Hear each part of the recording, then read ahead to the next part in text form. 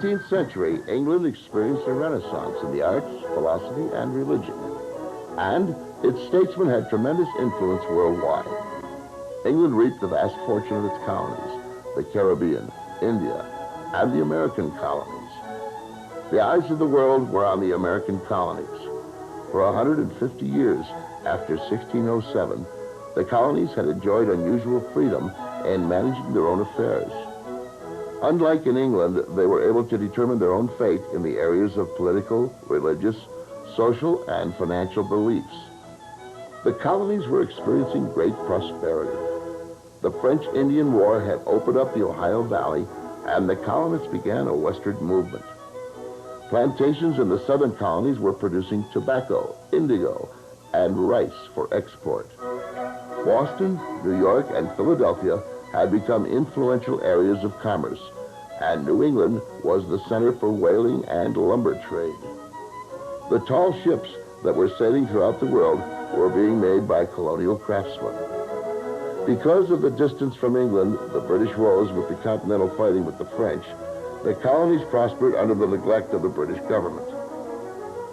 The American colonists experienced a higher standard of living than any other group of colonists. The British government had a difficult time understanding the American attitude that they were doing fine on their own and were capable of making the best possible decisions.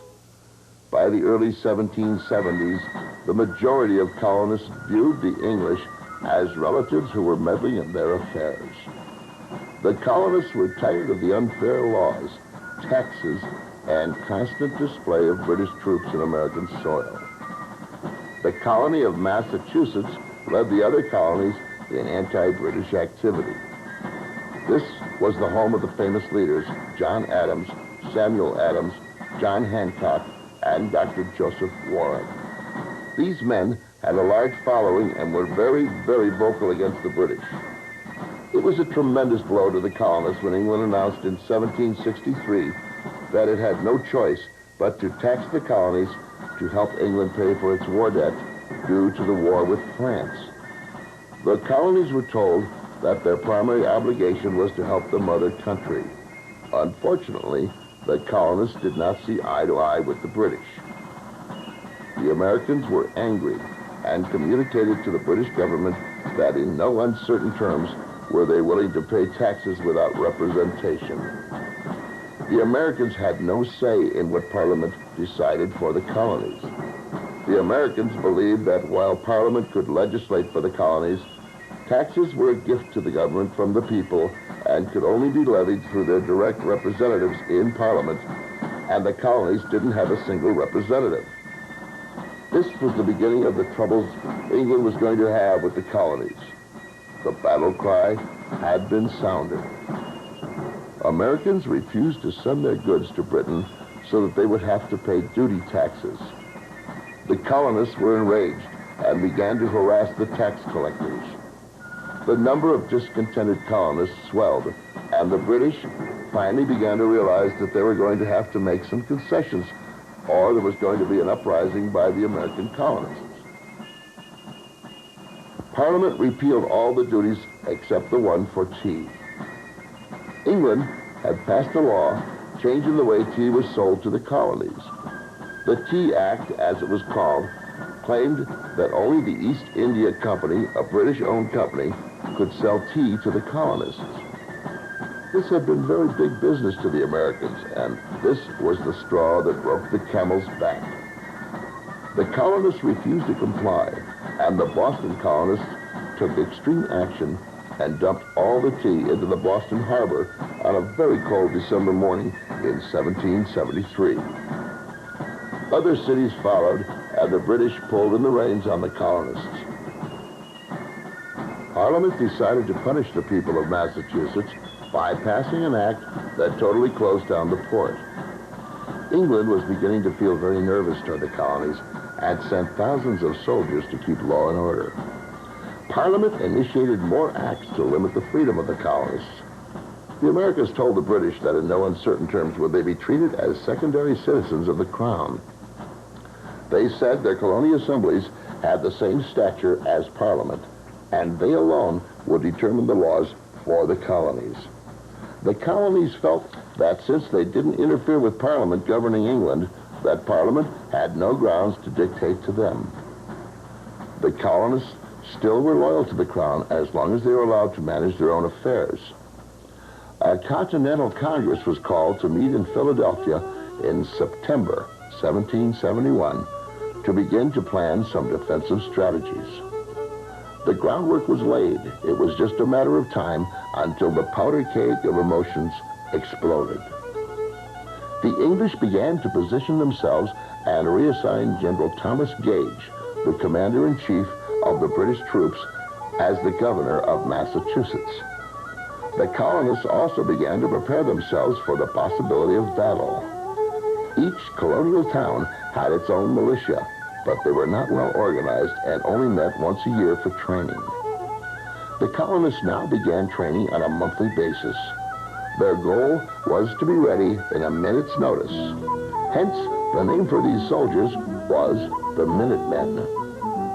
In the winter of 1775, the British found out that the colonists had been hiding weapons and ammunition in small towns. On April 14th, General Gage received a letter from Britain demanding that he take action against the colonists. General Gage told Colonel Francis Smith to organize British soldiers and lead a march on Concord. On the evening of April 18th, Smith had his troops leave Boston in small boats to work their way up to Concord. The British thought they were sneaking into Lexington and Concord, but unbeknown to them, no sooner had they left Boston than two couriers, Paul Revere, a silversmith, and William Dawes, a cordwainer, rode nonstop to Lexington and Concord by different roads to sound the alarm that the British were coming to capture the supplies. Paul Revere reached Lexington first and stopped to warn Samuel Adams and John Hancock, two militant leaders who were hiding from the British. Paul Revere was captured by a British patrol, but Dawes was able to continue to warn people along the way to Concord.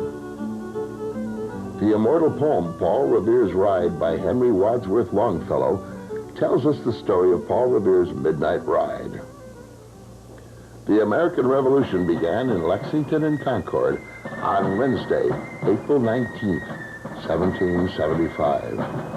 On that cold day, no one knew that a war which would take years to finish had begun.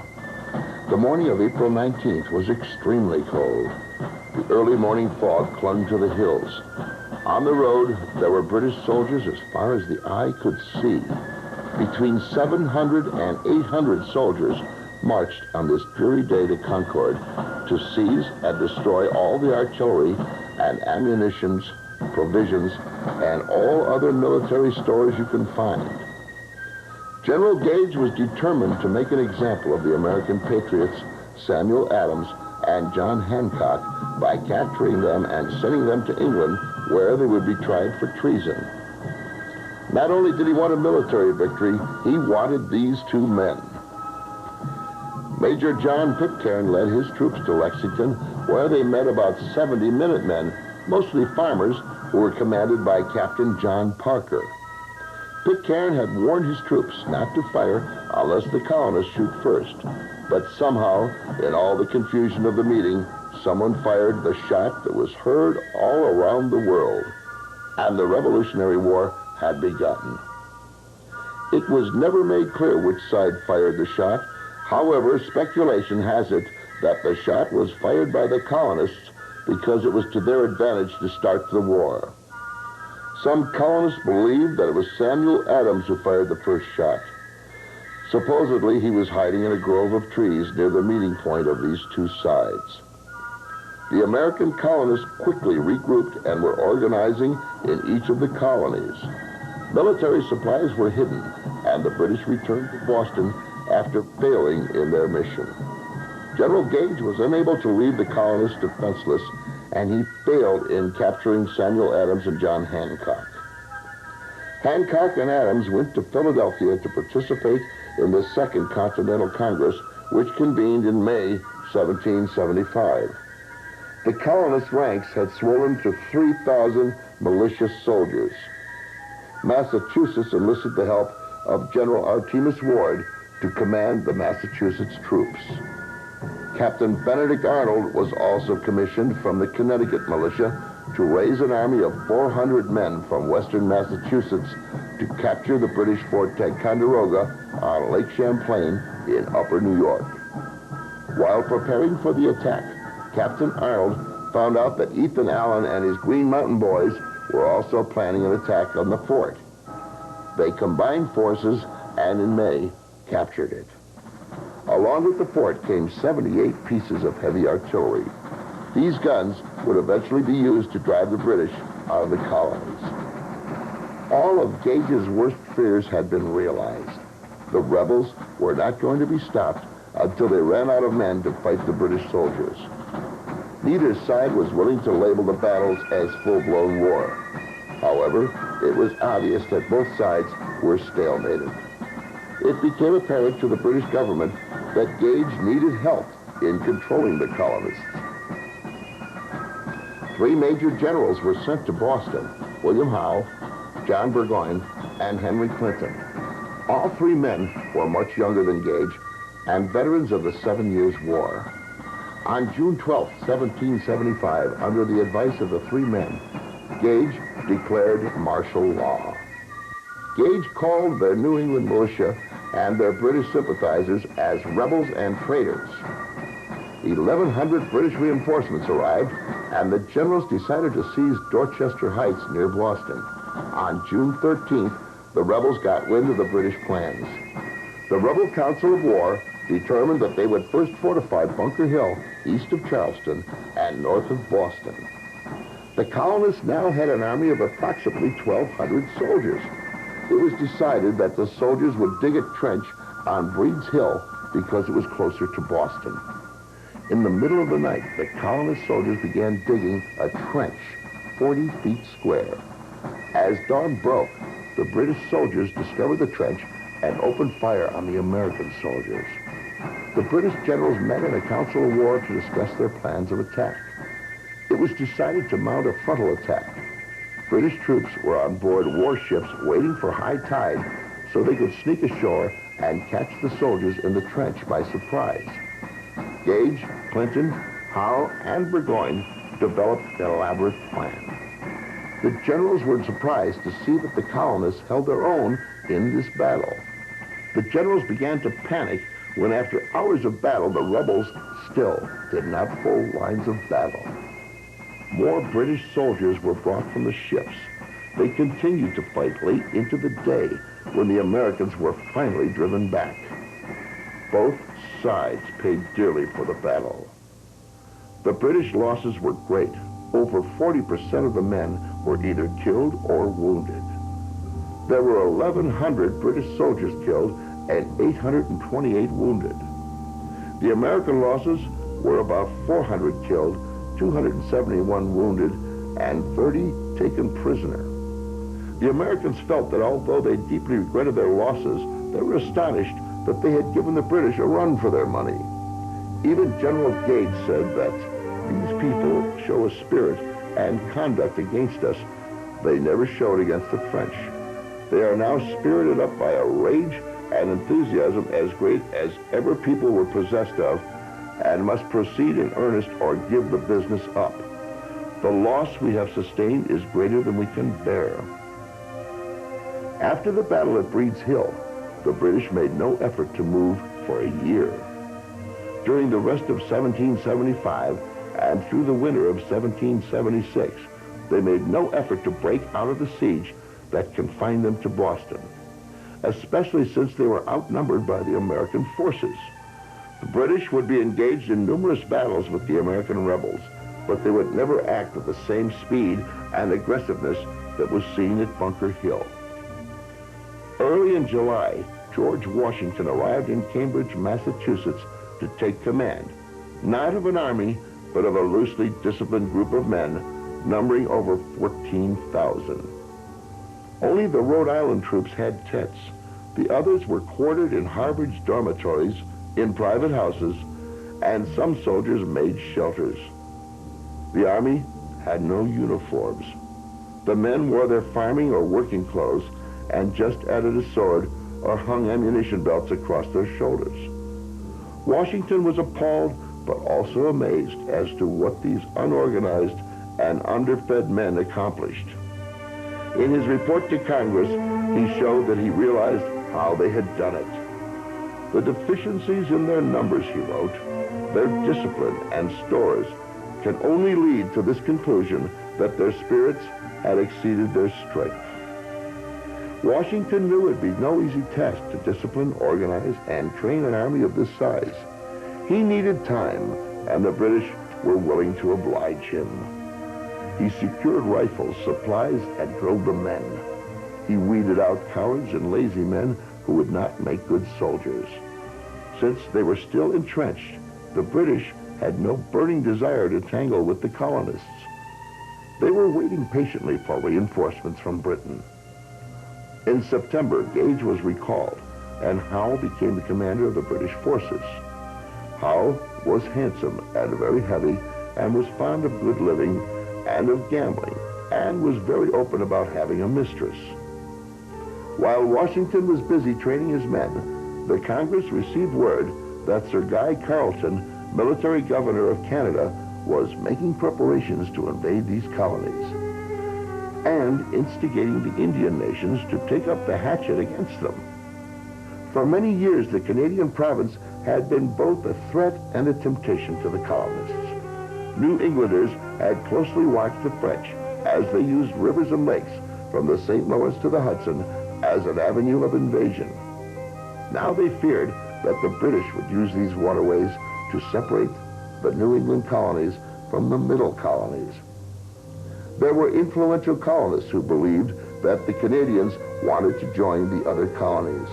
So, in late June, Congress ordered General Philip Schuyler to proceed to Ticonderoga and Crown Point, and if possible, take Montreal and any other parts of the country. Schuyler was very slow in organizing. He failed to enlist enough troops until late in August, while his more energetic second-in-command, Brigadier General Richard Montgomery, quickly launched the expedition from Crown Point without him. While this force was proceeding to Ticonderoga, Washington came up with another plan. Why not send another column at the same time to attack Quebec, just 150 miles down the St. Lawrence from Montreal? If the two cities were attacked simultaneously, Carleton would be at the serious disadvantage and in all probability could not defend both. A practicable route seemed to be open at the Kennebec River, then along the Dead River to Lake Megantic and down the Chaudière to where it met the St. Lawrence, within 4 miles of Quebec. For this mission, he selected 1,050 volunteers and picked riflemen under the command of Colonel Benedict Arnold. Schuyler laid siege to St. John's September 6th, then, because of illness, relinquished command to Montgomery, an extremely able officer. The garrison capitulated November 2nd, but Carleton escaped with the remnants of his small force to Quebec, thereby uncovering Montreal, which the Americans occupied on November 13th. Arnold's column, after suffering incredible hardships through brutal terrain and weather, reached the outskirts of Quebec November 9th. By now, the force consisted of only about 600 gaunt, ragged men, their clothing torn to pieces, hung in strips. Few had any shoes but moccasins made of raw skin. Many without hats, beards long, and visages thin and meager. Montgomery, with 300 men, joined Arnold, and on December 31st, they attacked the walled city in a snowstorm, only to have the assault end in disaster when Montgomery was killed and Arnold wounded. Arnold, however, refused to give up. He appealed to Congress for reinforcements and decided to keep the remnants of his force around the city for the winter. A heroic gesture, perhaps, but a foolhardy one, fraught with suffering and danger for his men. Carleton was well supplied to withstand a winter siege, and with the coming of spring and more British troops, he would have little difficulty in driving the Americans away. In the meantime, Arnold's men suffered cruelly from the weather, smallpox, and hunger. The natives refused to feed them, and Arnold admitted that our credit extends no farther than our arms. The result was that the men plundered priest and peasant alike, despite Washington's order to the contrary. Thus, the attempt to win the support of the Canadians to the American cause was doomed. King George, meanwhile, refused even to receive the so-called Olive Branch petition forced through the Congress by the conservatives, which affirmed their loyalty to the king, but reiterated the grievances of the colonies and begged the Crown to prevent further hostilities until such compromise could be worked out. Instead, the king now proclaimed all the colonies to be in open rebellion and prohibited all commerce with them, effective March 1st, 1776. These actions, of course, considerably strengthened the hands of the radicals. "Now," wrote Jefferson, "we want neither inducement nor power to declare and assert separation. It is a will alone that is wanting, and that is growing apace under the fostering hand of our king."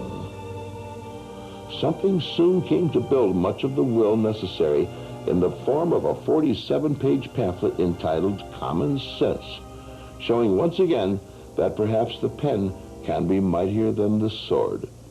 Written by Thomas Paine, a 38-year-old English immigrant, it was published in Philadelphia in January 1776, and within 3 months had sold over 100,000 copies, a phenomenal sale in that day and age.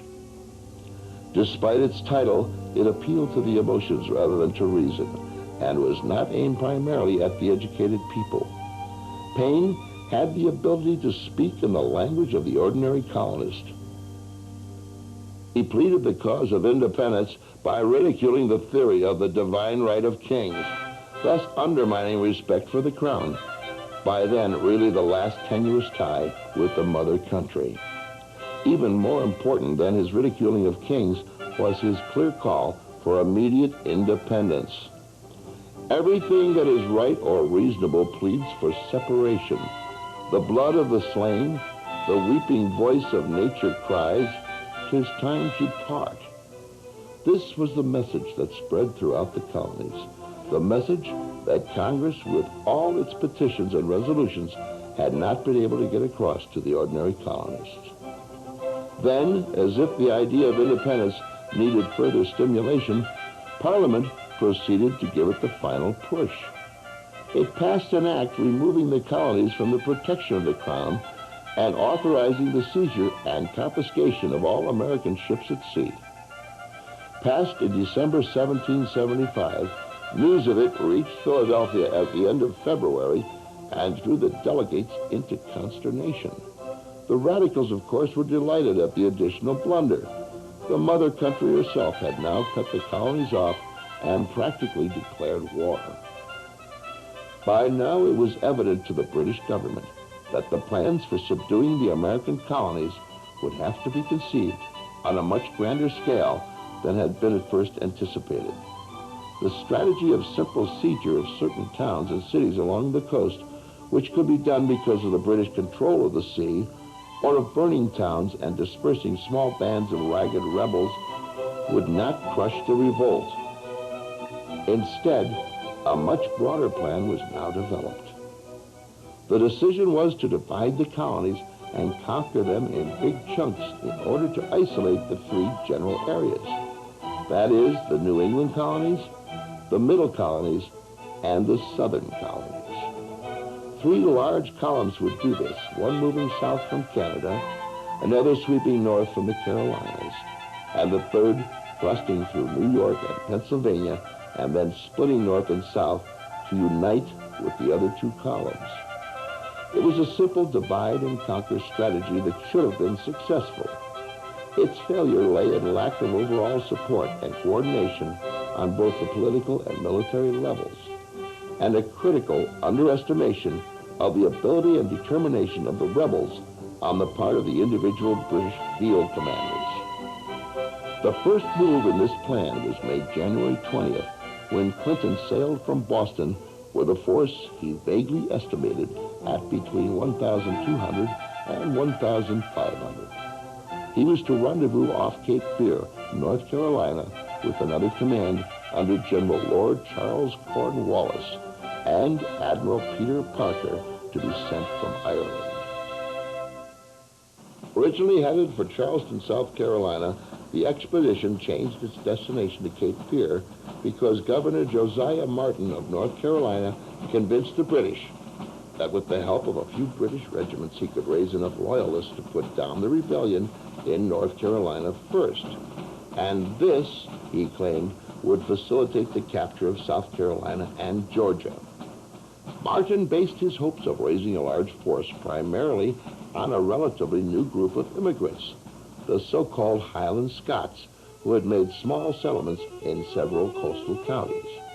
They had fought for the Stuarts against the House of Hanover in 1745, and after their bloody defeat at Culloden, had found refuge in the New World. Although they had no love for the Hanoverian George III, they had still less for more settlers in the Piedmont area, many of whom were the so-called Lowland or Scotch-Irish immigrants. Thus, by 1775, North Carolina was generally split into two groups. The Patriots, consisting primarily of the Scotch-Irish and other settlers of the Piedmont, who favored independence from the Crown, and the Loyalists or Tories, primarily the Crown officials, wealthy merchants and planters, conservatives, and Scots Highlanders who favored loyalty to the king at any price. The fleet from Ireland was supposed to sail in December, but in fact did not leave until the middle of February. As communications between Britain, General Howe, and Governor Martin were necessarily slow and unreliable, the governor decided to start raising his army without waiting for the arrivals of the British troops. By February 15th, he had about 700 Highlanders and 800 other Loyalists under the command of 80-year-old Donald MacDonald, an experienced soldier and general in the militia. But as soon as word of the Loyalist activities leaked out, the Patriots began gathering their forces under Colonel James Moore of the 1st North Carolina Regiment. Moore raised about 1,000 volunteers and Minutemen and decided to contest the Loyalist march to the coast to join the Redcoats at Moore's Creek Bridge, about 20 miles above Wilmington. In the misty dawn of February 27th, with drums beating and bagpipes skirling, the Highland Scots, some dressed in plaids and kilts, rushed the bridge, swinging the terrible claymores and screaming their battle cry, King George and broadswords. They were met by a withering fire at point-blank range as rebel rifles flashed and cracked in the pale gray light. Almost the whole advance party was cut down. In less than 5 minutes, the Loyalist force was in complete retreat, which quickly turned into a rout as the rebels promptly mounted a counterattack. In the next few days, they captured over 800 Loyalists, almost destroying the small army and preventing the rendezvous with the British. Although not realized at the time, this victory did much more than merely check the growth of Loyalist sentiments in the colony. It fanned the fires of revolutionary fervor to such a pitch that on April 12th, North Carolina instructed its delegation to the Second Continental Congress in Philadelphia to vote for independence, the first colony to do so. It also thwarted the British invasion of North Carolina. With the British force finally arrived off Cape Fear, it moved on to the original destination of Charleston. During the winter, Washington had whipped his force into a fairly respectable army, and by March it numbered about 16,000 men. He now desired to take some offensive action before the British could be reinforced in the spring.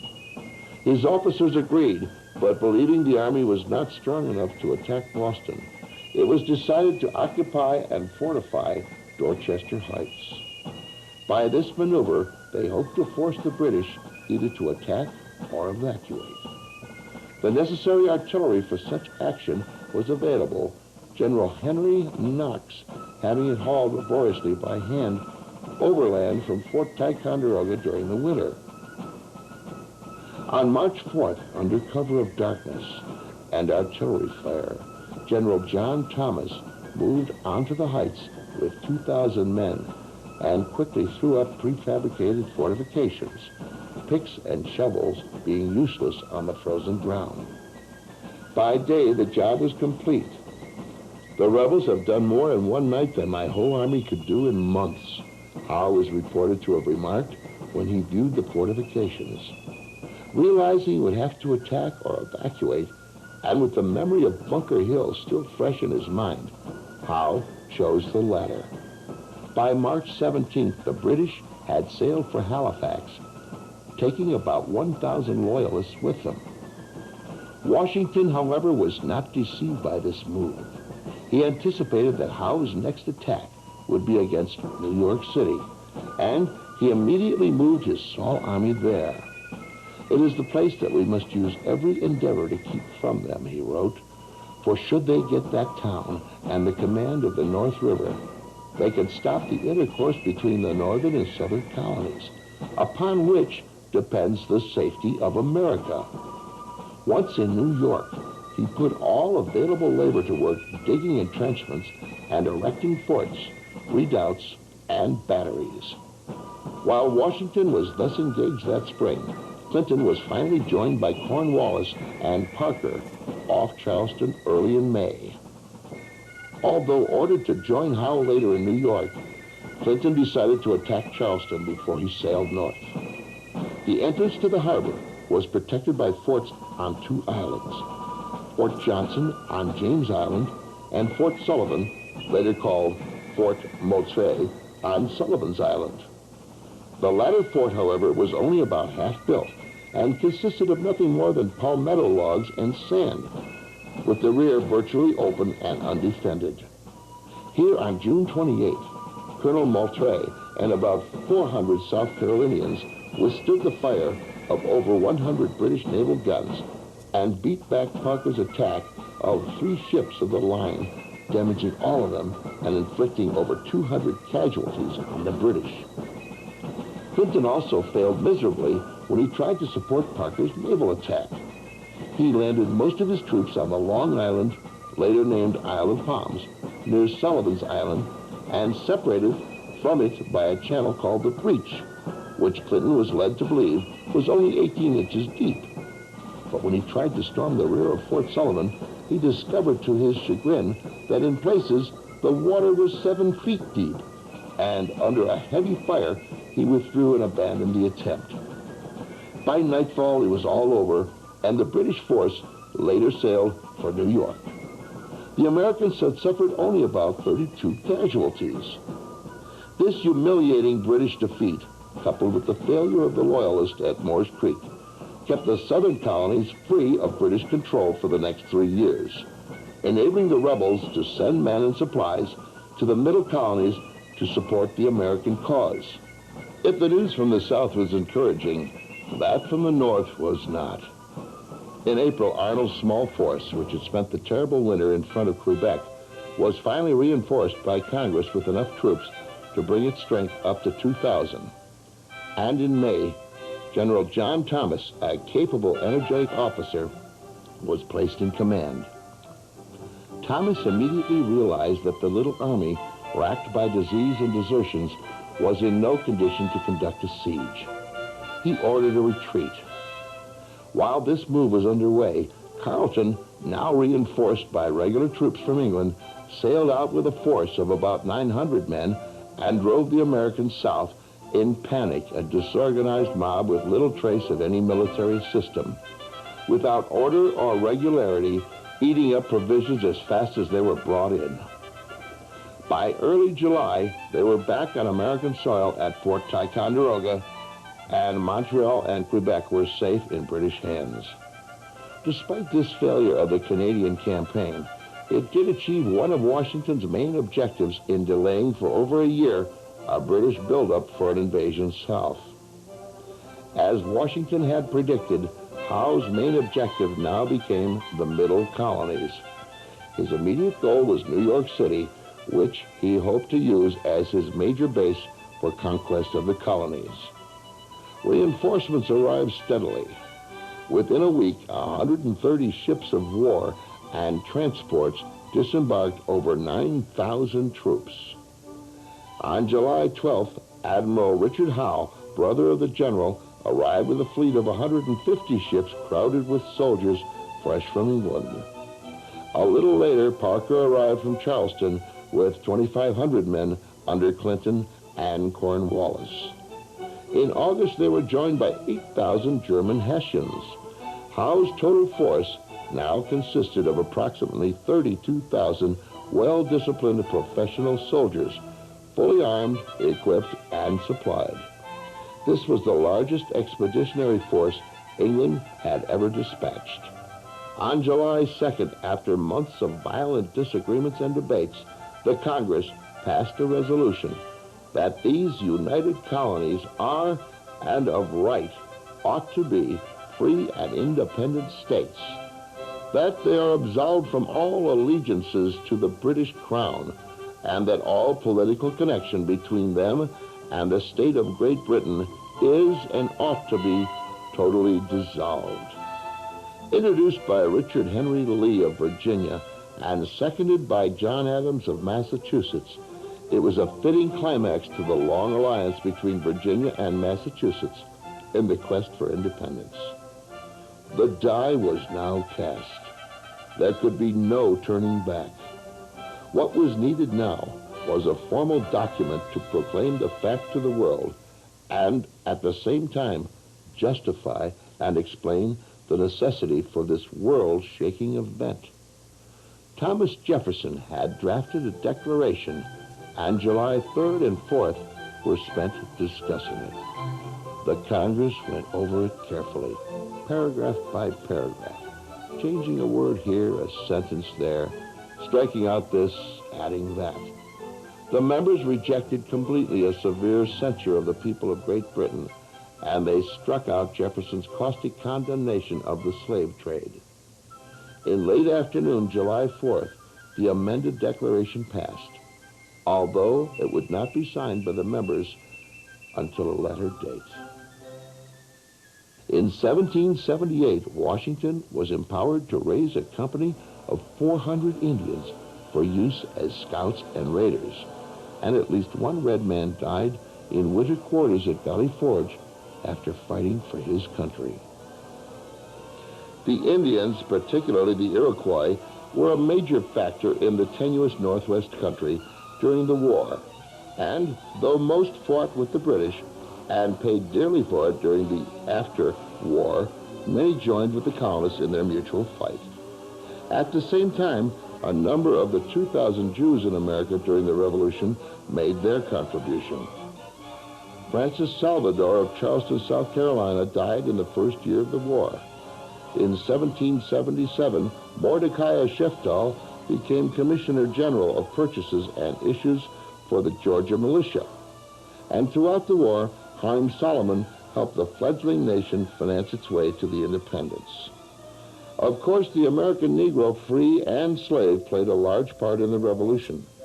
Peter Salem and other black soldiers fought at Bunker Hill, and Salem himself is credited with killing Major Pitcairn. Though Congress had barred Negroes from enlistment in the Continental Army in October 1775, Washington ordered the black recruits to be accepted, and the Congress backed down on the issue. Many white slaveholders under the substitute provisions sent their slaves into the Army in their place. But by far the majority of the blacks who fought were freedmen who did so of their own choosing. Over 5% of Washington's army at Monmouth were Negro soldiers, and the Continental forces generally averaged about 50 black troops in every battalion. Two of these men, Prince Whipple and Oliver Cromwell, were by Washington's side when he crossed the Delaware on Christmas 1776. With the exception of two all-black regiments, one from Rhode Island and one from Massachusetts, Negro soldiers were not segregated in the Army. Of course, there were widespread opposition to their service, predominantly from the northern slave traders and southern plantation owners. But the blacks proved themselves in battle. A few, like Edward Griffin of North Carolina, were freed by state edict in return for their services. In one battle alone, during the withdrawal of Sullivan from Newport, the newly formed Black Regiment from Rhode Island, 400 strong, withstood 3 furious assaults by some 1,500 Hessians. While the men were fighting, the women of the Revolution cooked, nursed, ran hospitals, sewed, raised supplies and money, and suffered hardship and privation for the cause. Many followed their husbands in the army, making life in war a little more tolerable by preparing meals for soldiers. Others spent their time within sight and sound of the enemy, spied and carrying information back to the rebels. They melted their pewter into bullets and made their bedding into clothing. Mrs. David Wright of Groton, Massachusetts, was elected sergeant of a company of soldiers' wives who banded together after their husbands went off to war. These minute women captured at least one Tory and provided information to Continental authorities. And of course, there were the numerous Molly Pitchers of real and legendary fame, like Mary Hayes, who manned a cannon at Monmouth, and Molly Corbin, who took her dying husband's place at the gun in the defense of Fort Washington. Whatever their mode of service, the women of colonial America did their part and more for the winning of independence. Washington realized that the key to the defense of Manhattan lay beyond the limits of the island. Directly across the East River was Long Island, the village of Brooklyn, and more important, Brooklyn Heights, which rose 100 feet above the river, a situation very similar to Dorchester Heights and Boston. Whoever occupied Brooklyn Heights would control the river and most of New York. Here, Washington had a series of forts and strong earthworks constructed. About 1.5 miles south of these fortifications was another ridge of hills called the Heights of Guan, which formed a natural barrier protecting the defenses of Brooklyn Heights. General Putnam, in command, placed about 3,000 of his 10,000 men along this line under the immediate command of General John Sullivan, a mediocre officer. Putnam knew practically nothing about the topography of the island, and as a result, his disposition of troops was extremely faulty. By late August, Howe was ready to move. From the 22nd to the 25th, he landed about 22,000 troops, unopposed, at Gravesend at the tip of Long Island. Then, under cover of darkness, the night of the 26th, he moved the bulk of his force in an all-night march around the left flank of the American advance line, leaving the rest to demonstrate against the American center and right. At the same time, he ordered Admiral Howe to sail his warships up the river to bombard the Brooklyn fortifications and cut off a possible retreat route for the rebels. The move caught the Americans completely by surprise, and by noon the next day, Howe had swept the ridge clear of all rebels, who fled in panic back to the fortifications at Brooklyn, suffering about 1,500 casualties to the Britishers' 377. Fortunately for the American cause, a stiff north wind and a swift ebbing tide prevented Admiral Howe from sailing his flotilla of warships up the East River to within supporting distance of the land forces. Had he succeeded, it is entirely possible that the whole American army might have been killed or captured, and the revolution brought to an end right there. By late afternoon, all who escaped death or capture were safely within the fortified lines of Brooklyn Heights. Washington, who had been in the field since early morning, now sent to New York for reinforcements. Anxiously, the disheartened Americans waited for the expected concentrated attack, but it never came. Instead, Howe drew back and halted, then began preparations for a regular siege approach, to the utter consternation of many of his officers. Howe apparently was still scared by the memory of Bunker Hill. One of his officers recorded in his journal the bitterness and frustration many of them felt at this critical failure to continue the attack. Far from taking the rash resolution of hastily passing over the East River and crushing at once a frightened, trembling enemy, he generously gave them time to recover from their panic, to throw up fresh works, to make new arrangements, and to recover from the torpid state the rebellion appeared from its last shock. All the next day, Howe still did not move. That afternoon, a cold northeaster blew up and pelted the hapless and hungry Americans. "We had no tents to screen us from its pitiless pelting," wrote an officer. For food, all they had was hard biscuits and pickled pork, eaten raw because fires were impossible in the downpour. Despite their sufferings, however, nature really helped the rebels, for the storms kept the British fleet out of the East River and left an avenue of retreat open if needed. Finally realizing his precarious position on the morning of the 29th, Washington ordered his officers to New York to gather all boats fit for transporting troops and to assemble them by dark. The handling of these boats was entrusted to Colonel John Glover's regiment of Marblehead, Massachusetts fishermen. During the night, the retreat began. A Connecticut major described what happened. "To move so large a body of troops, with all their necessary appendages, across a river full a mile wide, with a rapid current, in face of a victorious, well-disciplined army nearly 3 times as numerous as his own, and a fleet capable of stopping the navigation so that not one boat could have passed over, seemed to present most formidable obstacles. But in the face of these difficulties, the commander-in-chief so arranged his business that on the evening of the 29th by 10 o'clock, the troops began to retire from the lines in such a manner that no chasm was made in the lines. But as one regiment left their station on guard, the remaining troops moved to the right and left and filled up the vacancies, while General Washington took his station at the ferry and superintended the embarkation of the troops. It was one of the most anxious, busy nights I ever recollect, and being the third in which hardly any of us had closed our eyes in sleep, we were all greatly fatigued. In the face of a complete disaster, Washington succeeded in extricating 9,500 men with all their supplies and equipment from under Howe's very nose. The noted English historian Trevelyan stated it was a master stroke of energy, dexterity, and caution by which Washington saved his army and his country.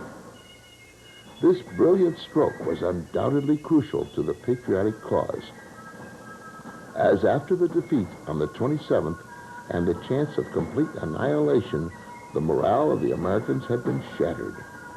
One officer observed, if independence had not been declared before the battle of the 27th, it is the opinion of the writer that it would not have been declared. This was apparently Howe's belief also, because instead of vigorously pursuing Washington, he now delayed several vital weeks while he sent General Sullivan, who had been captured, to Congress to suggest an informal peace conference to discuss reconciliation. Benjamin Franklin, John Adams, and Edmund Rutledge were appointed to meet with Howe. The conference was held on Staten Island, September 11th, but when Howe insisted the revocation of the Resolution of Independence was a necessary prelude to any peace negotiations, the meeting broke up.